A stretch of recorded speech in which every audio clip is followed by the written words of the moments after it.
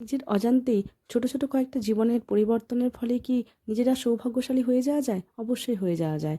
আজকে সে সমস্ত ছোট্ট, ছোট্ট কয়েকটা লাইফস্টাইল যেগুলো আপনাদের জীবনে যদি এড করে নেন তাহলেই কিন্তু আপনারা সৌভাগ্যশালী হয়ে যেতে পারেন। জীবনের নেগেটিভিটিটাকে পজিটিভিটিতে বদলে নিতে পারেন।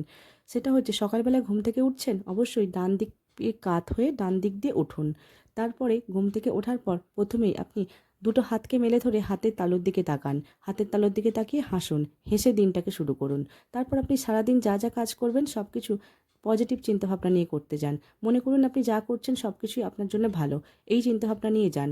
এতে কি হয়, আপনার অবচেতন মন ইউনিভার্সের কাছে একটা পজিটিভ চিন্তাভাবনা পাঠায়। তার ফলস্বরূপ ইউনিভার্স আমাদের জীবনের নেগেটিভিটিটাকেই পজিটিভিটিতে বদলে দেয়। আর আমরা সৌভাগ্যশালী হয়ে উঠি ধীরে ধীরে।